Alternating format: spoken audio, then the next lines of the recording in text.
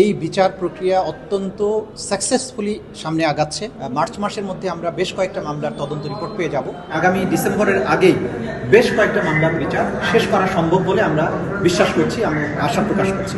প্রথমত হচ্ছে যে আমরা জাতির কাছে একটা মেসেজ দিতে চাই যে এই বিচার প্রক্রিয়া অত্যন্ত সাকসেসফুলি সামনে আগাচ্ছে এবং এ যাবৎকালে যে সমস্ত তথ্য প্রমাণ আমাদের তদন্ত সংস্থার কাছে এসেছে তাতে আমরা খুবই দৃঢ়ভাবে আশাবাদী যে যারা প্রধান পারপিট্রেটর, যারা সুপিরিয়র রেসপন্সিবিলিটিতে বাংলাদেশটাকে একটা বদ্ধভূমিতে পরিণত করেছিলেন, তাদের বিরুদ্ধে সাফিসিয়েন্ট ম্যাটেরিয়ালস অলরেডি কালেক্টেড হয়েছে।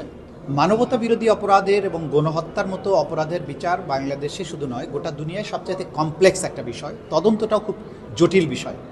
সেই জায়গাতে আমাদেরকে আন্তর্জাতিক স্ট্যান্ডার্ড মেনটেন করতে হচ্ছে, দেশীয় স্ট্যান্ডার্ড মেনটেন করতে হচ্ছে। পাশাপাশি বাংলাদেশে যেহেতু একটা অভ্যুত্থান পরবর্তী সময়, মানুষেরও আবার চাহিদা আছে যে দ্রুততম সময়ের মধ্যে যাতে বিচারটা হয়। এই দুটোর মধ্যে ব্যালেন্স করে আমরা সামনে আগাচ্ছি। নির্বাচন নয় শুধু, আমরা মনে করছি যে সামনে মাসেই মার্চ মাসের মধ্যে আমরা বেশ কয়েকটা মামলার তদন্ত রিপোর্ট পেয়ে যাব।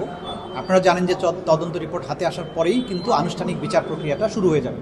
সুতরাং এপ্রিল বা মে মাসের থেকে ফুল সুইং বিচার গ্রহণ যেটা সেটা শুরু হবে এবং এটার পরে আমি যদি সময় বেঁধে দিই তাহলে এটা বিচার ব্যবস্থা করতে এক ধরনের হস্তক্ষেপের মতো মনে হতে পারে।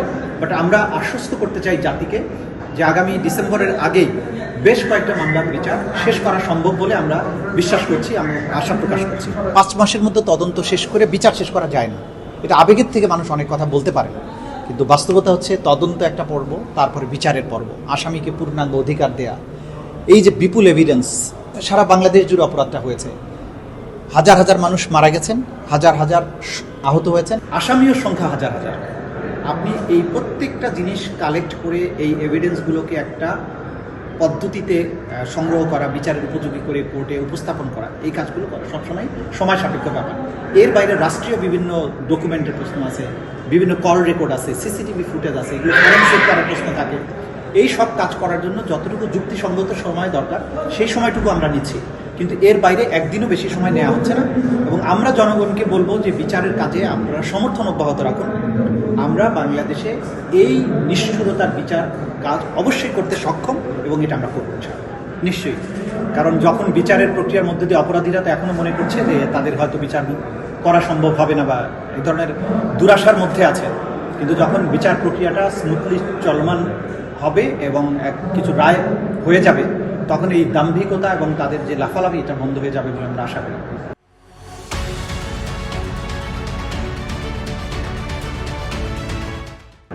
বিচার সবসময় মানুষের ভেতরে যে প্রতিশোধ প্রবণতা থাকে, প্রতিশোধের আগুন থাকে, এটাকে নির্বাপিত করে।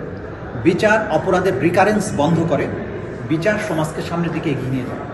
বাংলাদেশে আমরা যে বিশাল ক্ষত নিয়ে এই রেগুলেশনের পরে আমাদের সন্তানদের জীবনের এতগুলো মানুষের জীবন নেওয়া হয়েছে, এরপরে মানুষের মধ্যে কিন্তু এই যারা এই হত্যাকাণ্ড করেছে তাদের ব্যাপারে প্রতিশোধের স্পৃহা কাজ করে।